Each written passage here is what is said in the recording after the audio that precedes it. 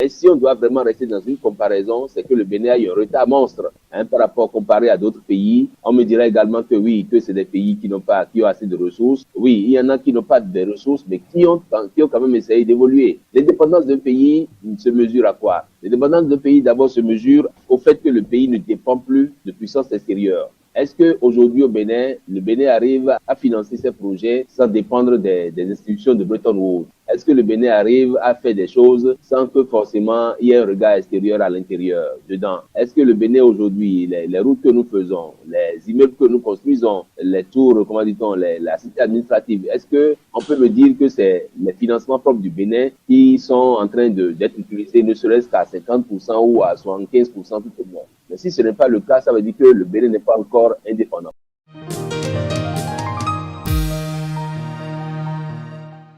Eman Pafé Bossou, le Bénin a-t-il atteint les objectifs que les pères de l'indépendance s'étaient fixés en 1960, parce qu'aujourd'hui, 66 années déjà? Si je dois répondre à cette question, c'est qu'il faut d'abord rappeler qu'ils étaient une vingtaine de pays à avoir acquis leur indépendance en 1960, dont les pays que vous avez cités tantôt, la Côte d'Ivoire, le Cameroun, Centrafrique, y compris le Nigeria, la Mauritanie. C'était 17 pays qui ont acquis leur indépendance. Et donc, dans cette ère de décolonisation, dans ce vent de décolonisation qui avait soufflé à cette époque-là, je comprends que vous puissiez comparer ces pays-là, parce que, comme le disait tout à l'heure Fidèle, on ne compte pas que de choses comparables.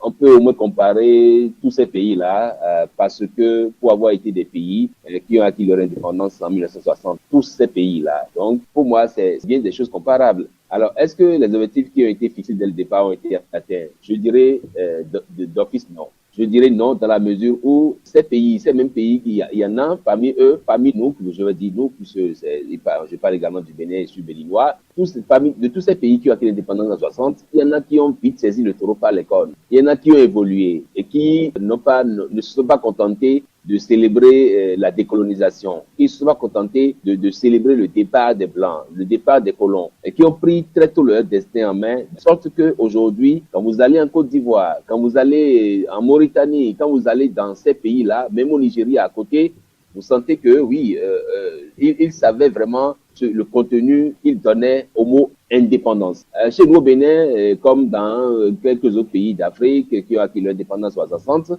on s'est d'abord contenté de danser. Indépendance, tcha-tcha, odomi. On a passé le temps à chanter, à chantonner, à célébrer l'indépendance, alors qu'il fallait se mettre au travail. Quand vous décidez d'être indépendant, c'est que vous êtes prêt à affronter les défis. Et donc, oui, c'est vrai on peut se satisfaire d'avoir fait un peu évoluer le pays après un certain temps, mais si on doit vraiment rester dans une comparaison, c'est que le Bénin a eu un retard monstre par rapport comparé à d'autres pays. On me dirait également que oui, que c'est des pays qui ont assez de ressources. Oui, il y en a qui n'ont pas de ressources, mais qui ont quand même essayé d'évoluer. L'indépendance d'un pays se mesure à quoi? L'indépendance d'un pays d'abord se mesure au fait que le pays ne dépend plus de puissance extérieure. Est-ce qu'aujourd'hui au Bénin, le Bénin arrive à financer ses projets sans dépendre des institutions de Bretton Woods? Est-ce que le Bénin arrive à faire des choses sans que forcément il y ait un regard extérieur à l'intérieur dedans? Est-ce que le Bénin aujourd'hui, les routes que nous faisons, les immeubles que nous construisons, les tours, comment dit-on, la cité administrative, est-ce que on peut me dire que c'est les financements propres du Bénin qui sont en train d'être utilisés ne serait-ce qu'à 50%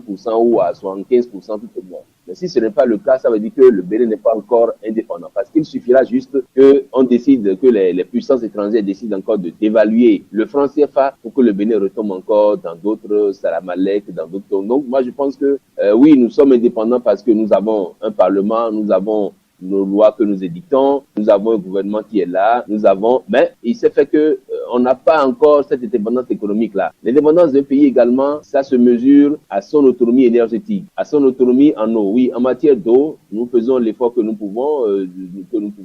Beaucoup de villages, beaucoup de villes ont trouvé de l'eau potable à pouvoir utiliser. Ça, c'est un effort qui est fait. Mais du point de vue énergétique, par exemple, on n'est pas encore indépendant. Ça, je ne donne que cet exemple pour montrer que nous ne sommes pas encore totalement indépendants. Et donc, il faut que le Bénin travaille. Le Bénin doit travailler chaque jour à devenir plus indépendant. Je voudrais qu'on puisse vraiment faire cet effort-là, parce que si on se complaît dans une sorte de satisfaction, dans une sorte de satisfaction en demi-teinte, c'est qu'on risque de ne pas faire d'évolution. Et si jamais on pense qu'on fait des efforts alors que nous dépendons de puissances extérieures, je pense que ce qui se passe, c'est que nous risquons d'avoir des enfants qui vont payer les dettes que nos grands-parents ont contractées, nos petits-enfants vont payer les nôtres, et le Bénin, les pays qui ont acquis l'indépendance depuis 60, un peu comme chez nous le Bénin va continuer par payer des dettes, à ne plus finir. Donc, je pense que c'est comment il faut travailler à sortir de ce salamalek à l'international là en matière économique. Je pense que c'est ça aujourd'hui qui constitue le gros défi que le Bénin doit relever en termes de pays véritablement indépendants. Comment travailler à ce que nos cultures s'exportent pour faire entrer des devises à l'intérieur? Comment est-ce qu'on travaille à être vraiment autonome sur beaucoup de plans? Je pense que c'est déjà ça d'abord qui doit être le gros boulot, le gros défi que le Bénin doit essayer de relever. Quels sont aujourd'hui les principaux acquis du Bénin en 66 ans? Oui, s'il faut parler des acquis du Bénin en 66 ans, c'est ce que nous avons commencé par dire. Le Bénin a acquis une certaine maturité politique. C'est vrai que pour qui connaît un peu l'histoire politique du Bénin, avec tout ce que ça a connu comme instabilité, les coups d'État, cette époque-là, après nous avons connu le système révolutionnaire sous Mathieu Kérékou, avec tout ce que ça comportait comme instabilité au plan social. Après, nous avons connu la conférence nationale de la nation de février 90, qui a permis au Bénin d'intégrer ou de démarrer le système, l'ouverture du renouveau démocratique.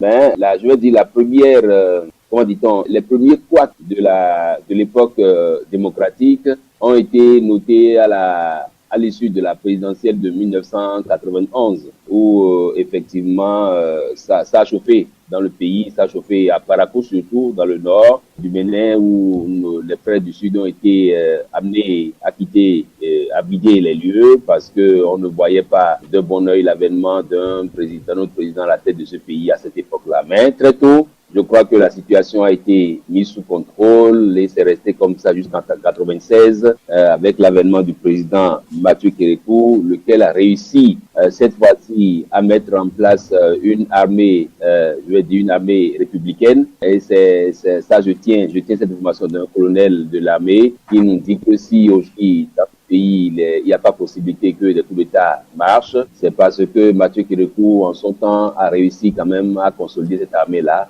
à faire en sorte que l'armée ne soit pas une armée ethnique ou ethnicisée, un peu comme ça se passe dans d'autres pays. Donc, je crois que la stabilité dont on peut se targuer aujourd'hui est liée surtout au fait que nous avons une armée qui est vraiment américaine, qui est bien assise, une armée qui connaît son rôle, son job et qui jamais ne va plus essayer de déstabiliser le pays.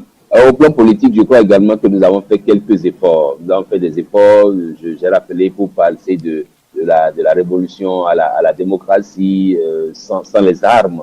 Quelqu'un a écrit un ouvrage comme ça. L'époque démocratique aujourd'hui est en train de faire son petit bonhomme de chemin.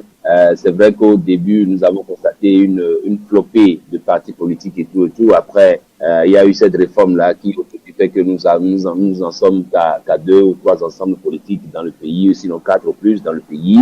Est-ce que c'est une avancée? Là, je crois que le débat reste entier. Je crois que en termes d'acquis aujourd'hui, si on doit parler d'acquis au plan politique, c'est d'abord les textes de loi qui sont élaborés, puis votés. Encore que à ce niveau aussi, il y a un peu comme c'est comme si on prend les tests et puis on les pose.